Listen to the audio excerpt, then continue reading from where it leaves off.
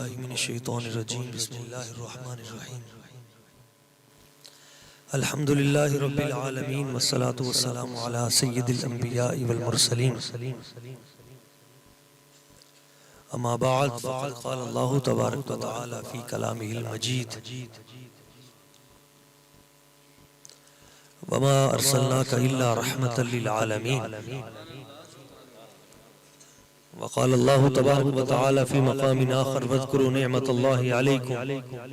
إذ كنتم أعداء فألف بين قلوبكم فأصبحتم بنعمته إخوانا وكنتم على شفا حفرة من النار فأنقذكم منها صدق الله مولانا العظيم وصدق رسوله النبي الكريم درود پاک باواز بلند الصلاة والسلام عليك يا سيدي يا رسول الله الصلاة والسلام عليك يا سيدي يا حبيب الله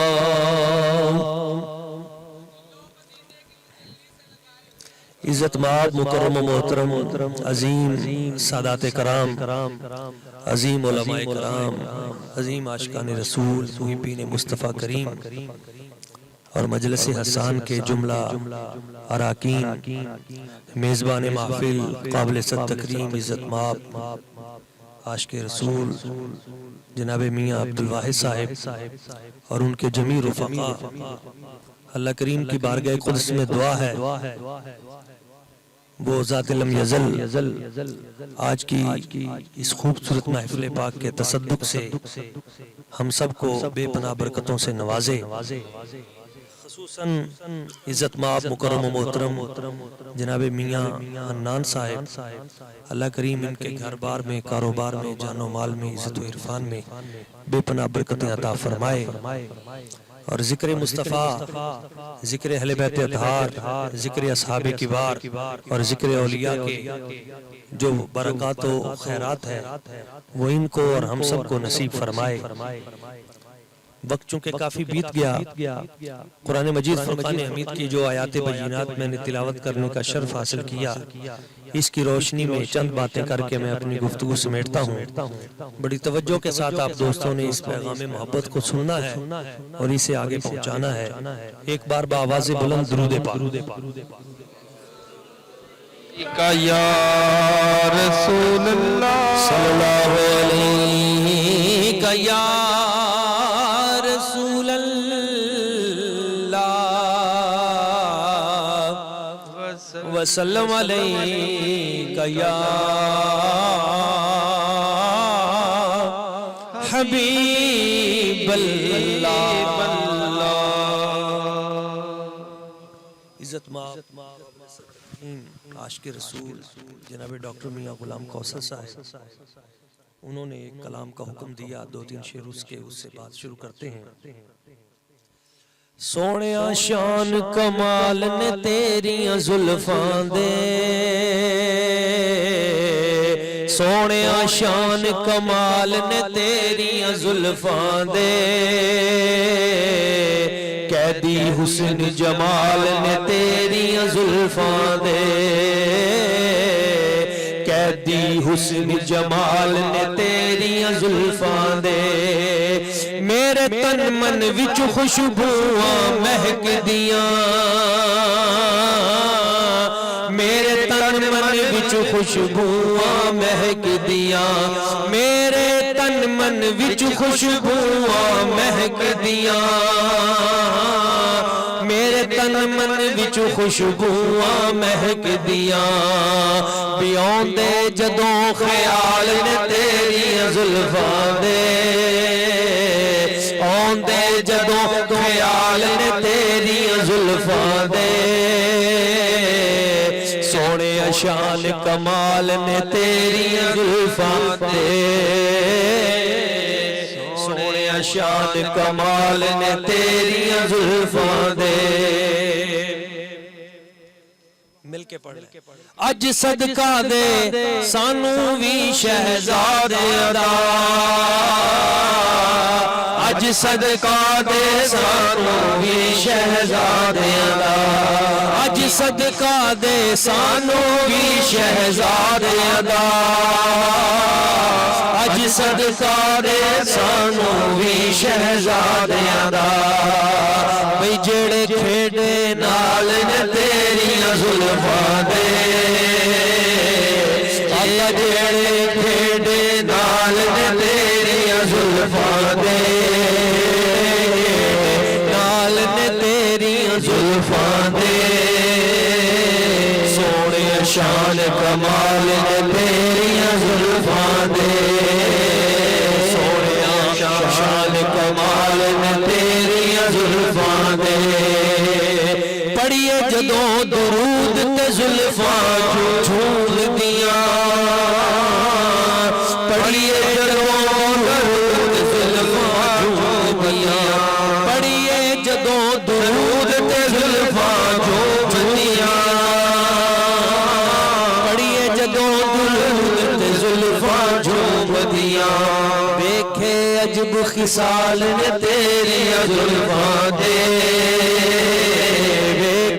عجب خصال نے تیریاں زلفاں دے اج صدقہ دے سانو کرماں والیا اج صدقہ دے سانو کرماں والیا دا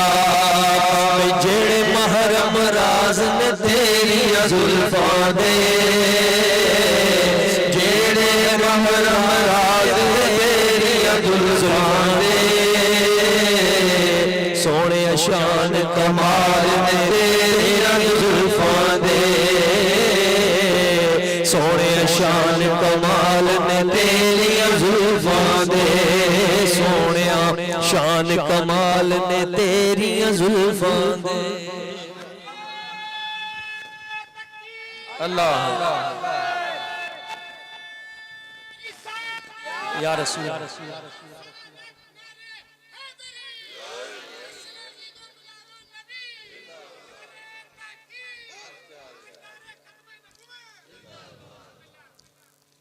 معزز عاشقان رسول محبین مصطفیٰ کریم اللہ کریم کی ذات ببرکات نے قرآن مجید میں اپنے حبیب کے جہاں اور بہت سارے اوصاف بیان کیے ان میں حضور کا ایک وصف رحمت للعالمینی بھی بیان فرمایا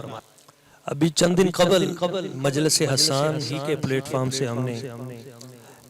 اس کی ایک قسط بیان کی تھی تو آج اس کی دوسری قسط اسی حوالے سے بیان کرنے کی میں سعادت حاصل کرتا ہوں نبی پاک صلی اللہ علیہ وسلم حضور جان رحمت ہے رحمت کی بھی جان ہے ایک دن آقا کریم صلی اللہ علیہ وسلم مسجد نبوی شریف میں تشریف لے گئے مولا علی شیر خدا کرم اللہ وجہ الکریم حضور کے ساتھ ہیں ایک شخص مسجد میں آرام کر رہا تھا نماز کا وقت ہو گیا تو سرکار نے فرمایا علی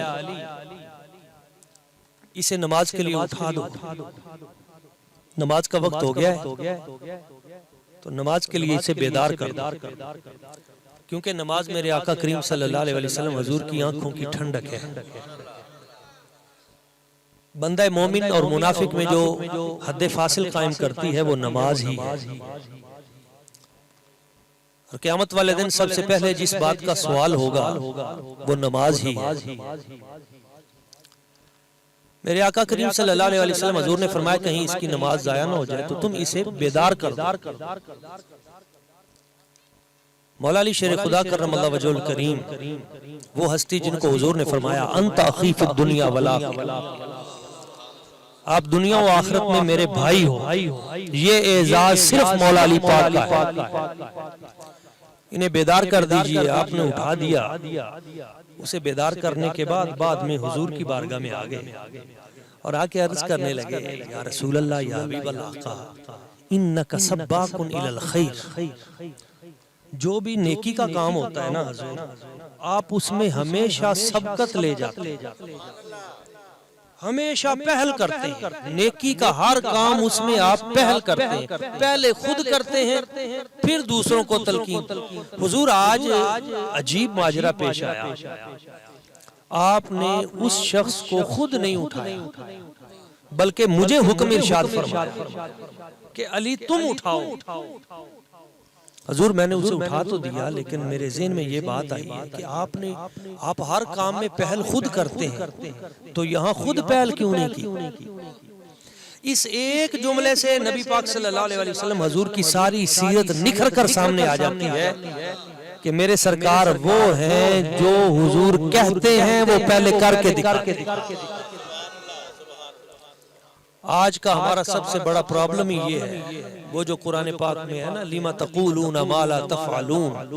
وہ بات کیوں کہتے ہو جو تم کرتے نہیں؟ یعنی قول و فعل میں جو تضاد ہے، یہ جو ہمارا سب سے بڑا المیہ ہے آج کا۔ تو مولا علی شیر خدا کرم اللہ وجہ الکریم عرض کرتے ہیں حضور آپ ہر کام جس کا ہمیں حکم دیتے ہیں وہ خود پہلے کرتے ہیں، تو ضرور اس میں کوئی نہ کوئی حکمت ہوگی، بغرض اعتراض نہیں، بلکہ یہاں پہ کوئی نہ کوئی راز ہے۔ میں نہیں دیکھ رہا حضور آپ دیکھ رہے ہیں، آپ نے کسی حکمت کے تحت مجھے حکم دیا کہ آپ اٹھائیں، تو حضور میں نے اٹھا تو دیا ہے اس بندے کو، لیکن مجھے آپ نے کیوں حکم دیا، خود کیوں نہیں اٹھایا؟ اس میں راز کیا ہے؟ تو حضور نے فرمایا راز یہ تھا، یہ بندہ سویا ہوا تھا، حالت نیند میں تھا، اور حالت نیند میں جب بندے کو کوئی جگائے تو بندے کو پتہ نہیں ہوتا کہ مجھے کون اٹھا رہا ہے، تو جب کوئی اٹھائے تو اسے پتہ نہیں ہوتا مجھے کون اٹھا رہا ہے، تو ایسی کیفیت میں کبھی کبھی زبان سے کوئی سخت بات بھی نکل جاتی ہے۔ تو حضور فرماتے ہیں اگر میں اسے خود اٹھاتا اور یہ شدید نیند میں ہوتا اور اچانک اٹھ کے اس کی زبان سے کوئی سخت جملہ نکل جاتا، میں تو شاید معاف کر دیتا، پر میرا رب اسے کبھی معاف نہیں کرتا۔ اے علی آپ نے اسے اٹھا دیا ہے، اگر کوئی بات ہو بھی جاتی تو میری رحمت اسے بھی ڈھانپ لیتی، تجھے بھی ڈھانپ لیتی۔ یعنی آپ دیکھیں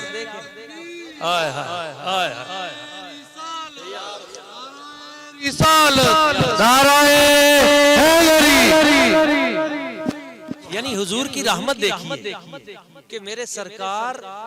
این ان لمحات میں بھی یہ نہیں چاہتے میرے آقا کریم صلی اللہ علیہ وسلم کہ میرا کوئی امتی اسے کسی قسم کی بھی کوئی تکلیف ہو۔ آپ دیکھیں نا حضرت موسیٰ علیہ السلام جب حضرت جناب اسرائیل علیہ السلام روح قبض کرنے کے لیے موسیٰ علیہ السلام کے پاس، تو ایسے ہی جناب ڈائریکٹ صحیح بخاری میں ہے، مسلم میں ہے، مسند احمد بن حنبل میں ہے، ہر حدیث کی بڑی کتاب میں ہے،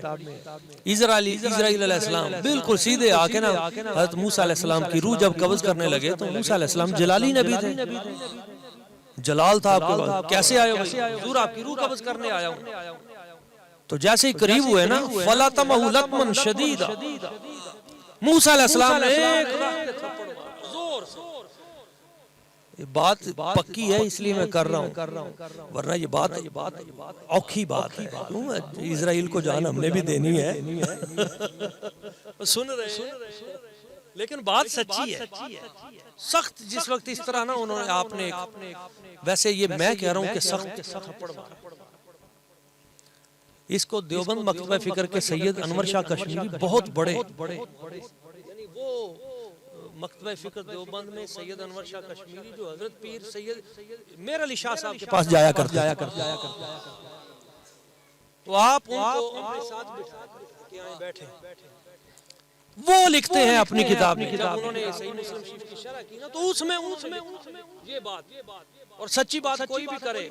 وہ ہمیں اچھی لگتی ہے، سچی بات کوئی بھی کرے، ہم مسالک کو جوڑنے والے، محبتوں کو جوڑنے والے، فروغ دینے والے، یہ بات سمجھے۔ انہوں نے کہا نہیں، موسیٰ علیہ السلام نے زور سے تھپڑ نہیں مارا، یہ موسیٰ علیہ السلام نے آرام سے ایسے تھپڑ مارا۔ یہ شاہ صاحب کہتے ہیں، سید انور شاہ کشمیری، وہ فرماتے ہیں اگر موسیٰ علیہ السلام زور سے تھپڑ مار دیتے تو جناب اسرائیل کی ایک آنکھ نہ جاتی، ساتوں کے ساتوں آسمان پھٹ کے ریزہ، اس لیے کہ نبی کے بازو کی قوت اتنی ہے، نبی کو رب وہ قوت عطا کرتا ہے۔ اچھا جب یہ صورتحال ہوئی نا حضرت اسرائیل علیہ السلام کی آنکھ نکل گئی، ڈیلا ہتھیلی پہ رکھا، اللہ تعالیٰ کی بارگاہ میں چلے گئے، یا اللہ کیڑے بندے کو بھیج دیتا ہے، انہوں نے تو میری آنکھ ہی نکال دی۔ یہ نبیوں کا اختیار ہے، یہ نبیوں کی شان ہے، انہیں اپنی ذات پہ کبھی قیاس نہ، کبھی اس بات پہ قیاس نہ کرنا کہ جیسے عام افراد ہماری طرح نہ۔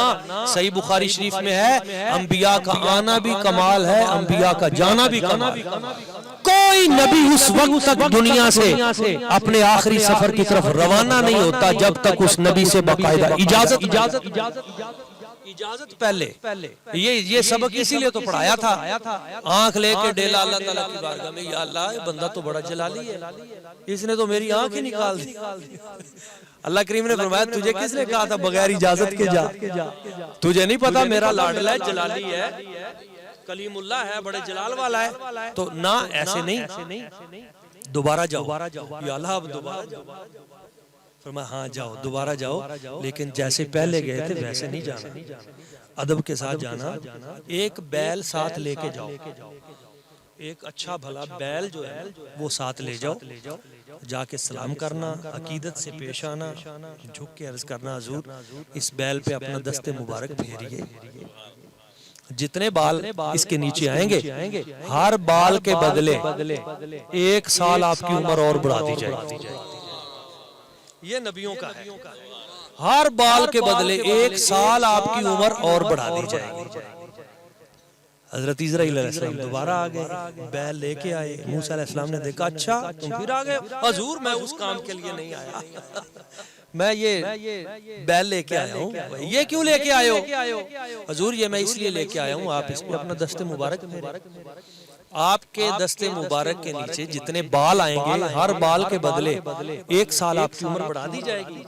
اچھا فرمایا پھر کیا ہوگا؟ پھر آ جاؤ گے حضور میں پھر بیل لے کے آ جاؤں گا، آپ پھر ہاتھ پھیر دینا، پھر کیا ہوگا حضور میں پھر بیل لے کے آ جاؤں گا، کام چلتا رہے گا۔ کب تک؟ حضور قیامت تک۔ تو پھر کیا ہوگا حضور؟ پھر جانا تو ہے،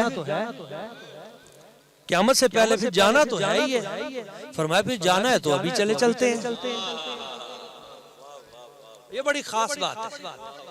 جانا ہے تو ابھی چلے چلتے ہیں۔ اس نے کہا حضور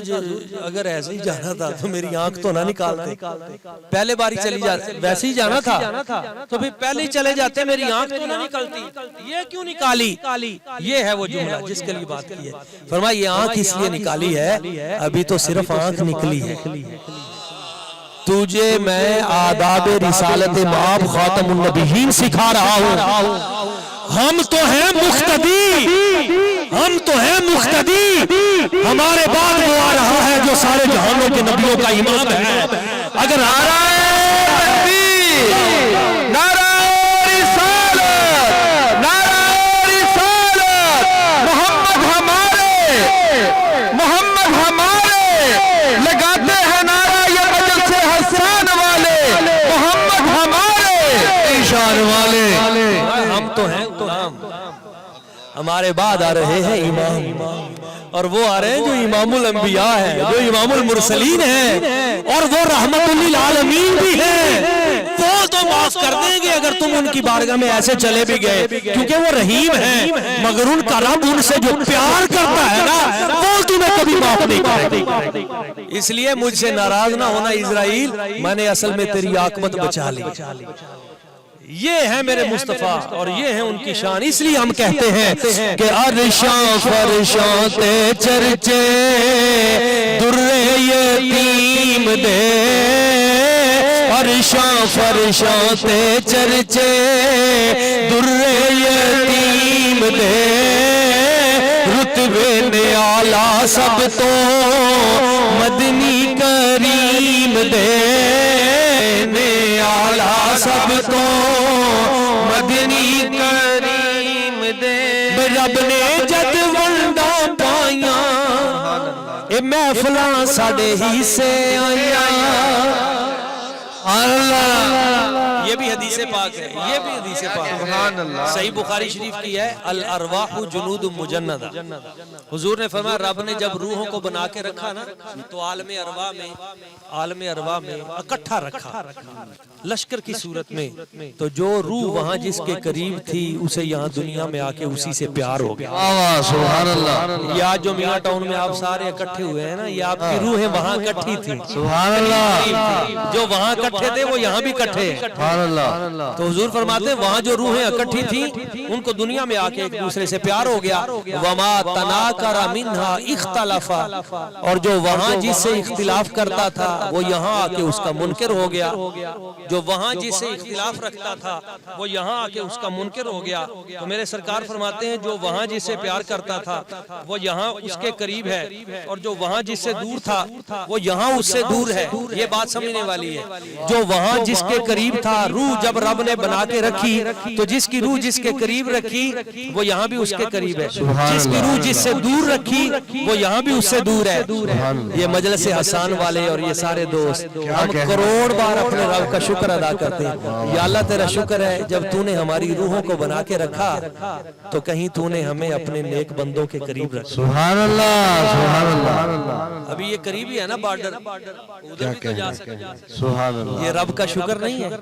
اس نے ہمیں رکھا تو ایمان والوں میں رکھا، اس نے ہمیں رکھا تو اپنے اولیاء کے ماننے والوں میں رکھا، اس نے ہمیں رکھا تو اہل بیت اطہار کے خدام میں رکھا، اس نے ہمیں رکھا تو اہل بیت اطہار کے ساتھ اصحاب کبار جو ہے ان کو محبتوں کے ساتھ یاد رکھنے والوں میں رکھا تو ہمیں کسی کو بغداد شریف کے قریب رکھ دیا، کسی کو کرما والا شریف کے قریب رکھ دیا، کسی کو اجمیر شریف کے قریب رکھ دیا، کسی کو سرہند شریف کے قریب رکھ دیا، کسی کو شرقپور شریف کے قریب رکھ دیا، کسی کو داتا صاحب کے قریب رکھ دیا، کسی کو بغداد شریف کے قریب رکھ دیا، اور کسی کو رکھا تو مدینہ طیبہ کے قریب رکھ دیا۔ جو جس کے قریب تھا یہاں آ کے اسی کا ذکر کرتا ہے۔ اس لیے ہم کہتے ہیں کہ میری نسبت مدینے سے یوں ہی نہیں، میری نسبت مدینے سے یوں ہی نہیں، میرے آقا کا روضہ مدینے میں ہے، میں مدینے کی جانب نہ کیسے کھچوں، میں مدینے کی جانب نہ کیسے کھچوں، میرا دین اور دنیا۔ اچھا لطف کی بات یہ ہے کہ جو یہاں جس کے قریب ہے نا، حضور نے اگلی بات بھی بتا دی، اگلی بشارت بھی دی، جو یہاں جس کے قریب ہے، جس سے اظہار محبت کرتے ہیں، جس سے پیار کرتے ہیں، المرء مع من احب، حضور فرماتے ہیں جو یہاں جس کے قریب ہے۔ یہ وہ حدیث پاک ہے، صحابہ کرام بیان فرماتے ہیں حضور کے مدینہ طیبہ میں آنے کے بعد سب سے زیادہ ہمیں جس حدیث کو سن کر خوشی ہوئی وہ یہ تھی جب حضور نے فرمایا المرء مع من احب، جو جس سے پیار کرتا ہے وہ قیامت والے دن اسی کے ساتھ ہو۔ اس پہ صحابہ بیان فرماتے ہیں سب سے زیادہ خوشی ہمیں مدینہ طیبہ میں حضور کے آنے کے بعد آخر تک سب سے زیادہ اس حدیث پاک کی ہوئی کہ سرکار نے فرمایا جو جس سے پیار کرتا ہے جب قیامت والے دن اٹھے گا تو اسی کے ساتھ اٹھے گا۔ میں مجلس حسان کے اور ان کے جمیع اراکین اور جمیع اشاق اور محافل کروانے والے ان سب کو مبارکباد پیش کرتا ہوں۔ آپ بڑے خوش قسمت ہیں، آپ بڑے عظیم ہیں، آپ بڑے خوش قسمت ہیں جو دنیا میں حضور سے پیار کرتا ہے۔ رب کعبہ کی قسم جب قیامت والے دن اٹھے گا تو کوئی کسی کے ساتھ اٹھے گا، کوئی کسی کے ساتھ اٹھے گا، حضور سے محبت کرنے والا حضور کے ساتھ اٹھے گا۔ اور پھر وہ منظر ہوگا قیامت والے دن کہ پوچھیں گے سبھی حشیر میں سرکار کہاں ہے، پوچھیں گے سبھی حشیر میں سرکار کہاں ہے،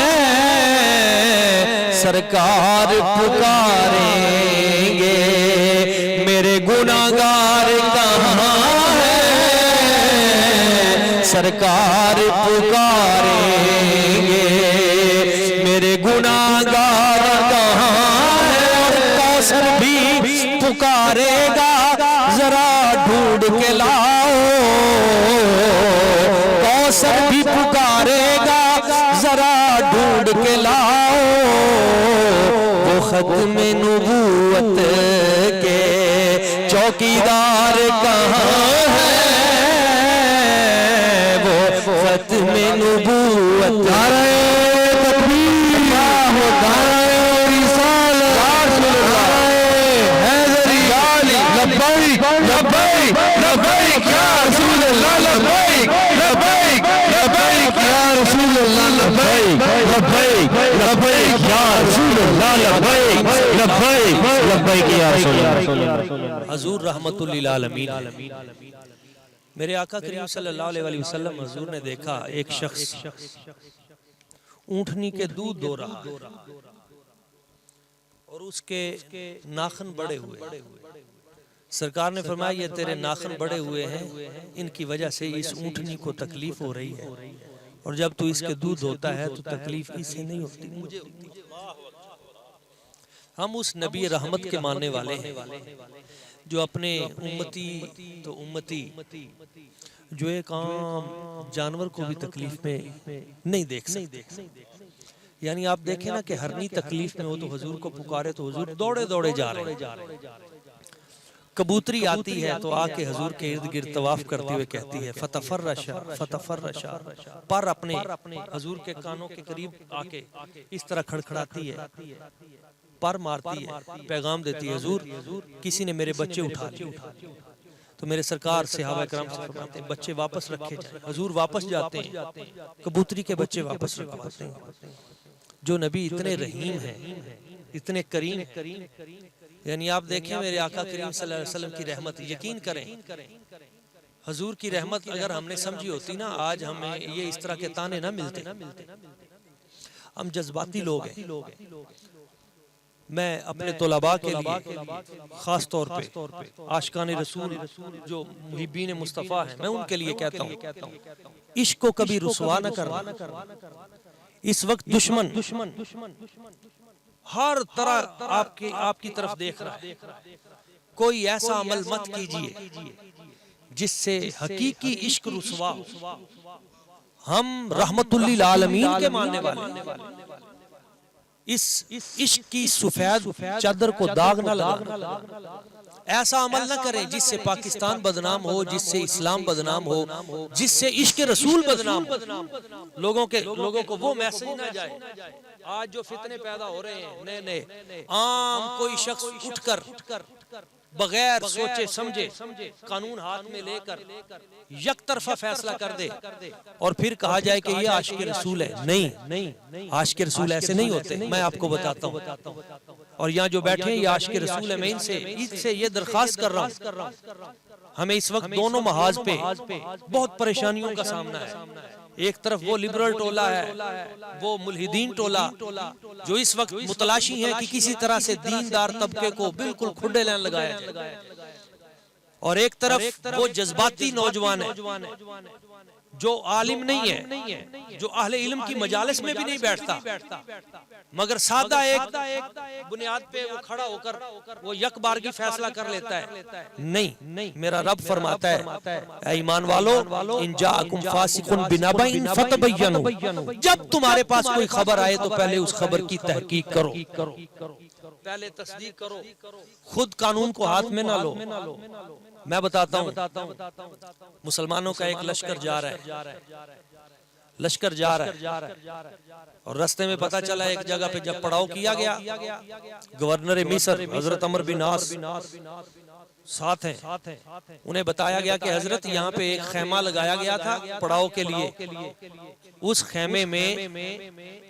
کبوتری نے بچے دے دیے، چونکہ چند دن وہاں قیام کیا گیا ہے تو اس قیام کی وجہ سے ایک جگہ پہ کبوتری کو تھوڑی سی جگہ مل گئی خیمے میں، اس نے وہاں پہ بچے دے دیے ہیں، تو اگر وہ خیمہ اکھاڑا جائے گا تو وہ بچے جو ہیں گر جائیں گے، نقصان ہوگا۔ اس کا مطلب ہے کہ ہر فرد ذمہ دار تھا،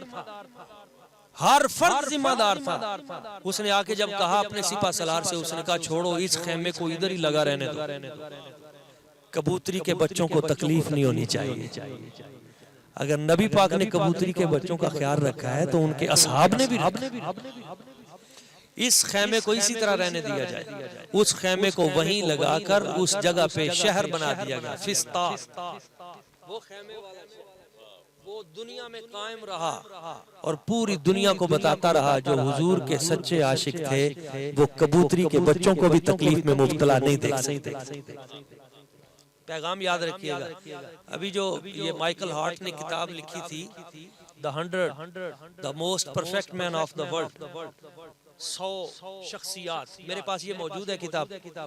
اس نے اس کتاب میں 100 شخصیات کا تذکرہ کیا اور ان 100 شخصیات میں سب سے پہلے نمبر پر مصطفیٰ کریم حضور کی ذات کو رکھا. عیسائی ہے, امریکن ہے, محقق ہے بہت بڑا, مگر اس نے انصاف کرتے ہوئے اس نے سب سے پہلے حضور کو رکھا. اس سے پوچھا گیا, سوال ہوا, بڑی دلچسپ بات ہے. اس سے کہا گیا کہ یو آر کرسچن, تم عیسائی ہو اور تمہیں چاہیے تھا سب سے پہلے حضرت عیسیٰ علیہ السلام کا تذکرہ, مگر تم نے سب سے پہلے نمبر پہ عیسیٰ علیہ السلام کو نہیں رکھا, مصطفیٰ کو رکھا ہے. وجہ کیا ہے؟ اچھا اس نے بڑی دلچسپ باتیں کی ہیں, پورا اس کا ایک کالم ہے اس پہ, مگر ایک بات آپ لوگوں کے لیے جو خاص طور پہ تقابل ادیان کے لوگ ہیں, اس نے کہا بات یہ ہے کہ عیسیٰ علیہ السلام جو میرے نبی ہیں انہوں نے ابھی تک تو شادی کی نہیں, ابھی تک تو انہوں نے شادی نہیں کی, جب آئیں گے پھر کریں گے, پھر بچے ہوں گے. تو میں نے اگر شادی کرنی ہو, مائیکل ہارٹ نے کہا, میں کس کو دیکھوں؟ میرے لیے رول ماڈل کون ہے؟ بچوں کے ساتھ کیسے سلوک کرنا ہے میں کس کو دیکھوں؟ تو میں نے پوری دنیا کے جتنے رول ماڈل ہیں ان میں سے جس ہستی کو ہر جگہ پہ سب سے بہترین پایا اسی کو سب سے پہلے نمبر پہ. فضل ما شہدت بہ الاعداء, حقانیت وہ ہوتی ہے جسے دشمن بھی مانے. اس نے کہا ہر سطح پہ جس کو میں نے حرف آ کر رول ماڈل کے طور پہ دیکھا وہ مصطفیٰ کی ذات ہے. تو پوچھا اچھا تم نے حضور کی سیرت پڑھی ہے, بڑی باتیں تم نے لکھی, تو تجھے سب سے اچھی بات کون سی لگی؟ اچھا جو اس کو اچھی لگی, جس سے اس کا دل اس طرف آیا اور کتاب میں پہلا نمبر, اس نے وہ بتا دی. اس نے کہا ایک دن نبی پاک صلی اللہ علیہ وسلم عصر کی نماز پڑھا کر باہر آئے. باہر حضور چوک میں تشریف لائے, وہاں بچے کھیل رہے تھے. یہ جو آپ بات کہیں وہی ہے, بچے وہاں پہ کھیل رہے تھے. حضور نے بچوں کو دیکھنا شروع کر دیا. بچوں کو کھیلتے ہوئے دیکھ کر حضور خوش ہو رہے ہیں. اس سے آپ کو اندازہ ہوگا کہ ہمارے حضور کیسے ہیں. بچے کھیل رہے ہیں, حضور خوش ہو رہے ہیں کہ بچے کھیل رہے ہیں. میں مدینہ طیبہ میں تھا نا, ابھی حاضری ہوئی تھی جب, تو مجھے میرے ساتھ جو ہمارے ساتھی تھے دوست, تو وہ ذرا سخت ریلیجیس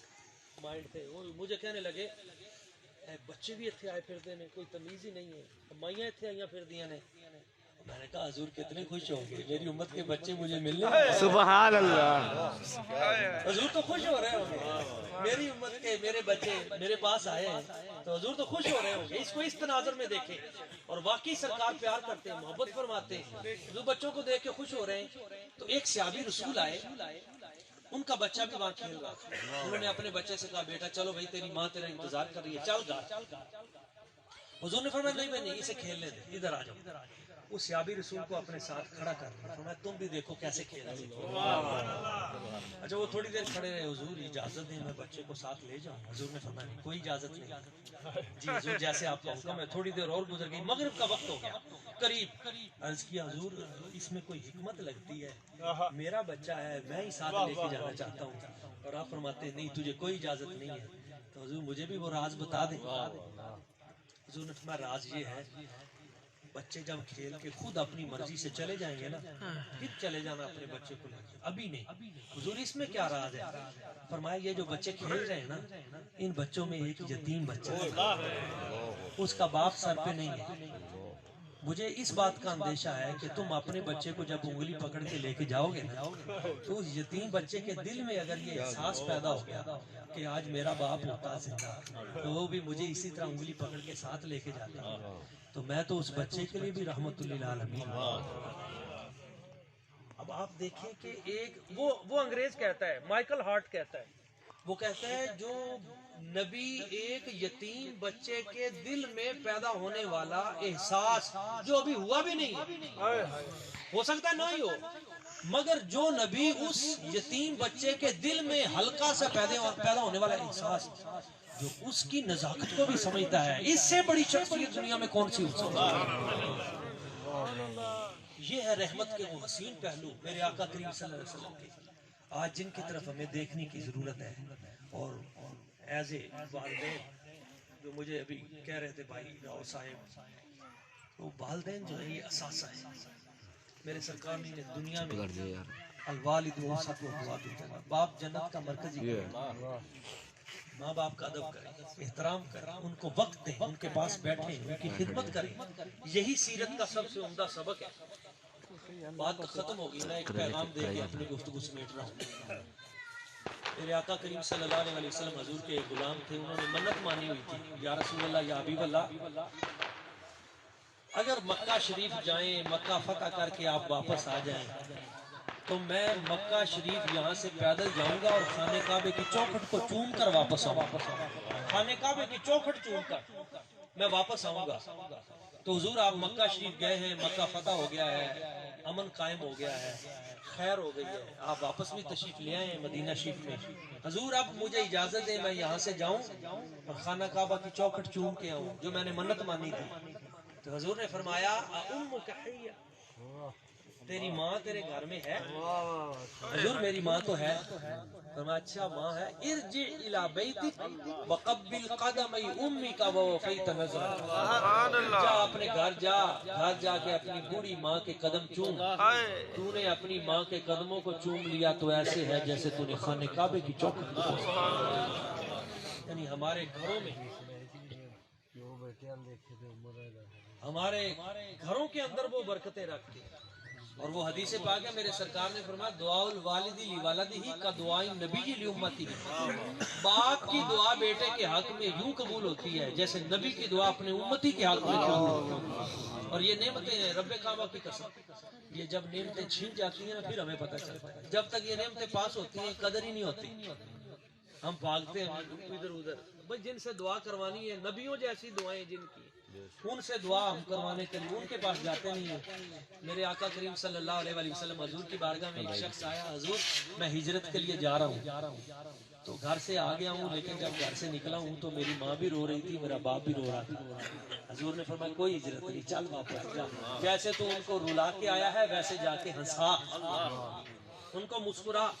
تو فرمایا اذا نظر الوالد الی ولدہ، باپ اگر نگاہ محبت سے بیٹے کے چہرے کی طرف دیکھے، فسرہ، اور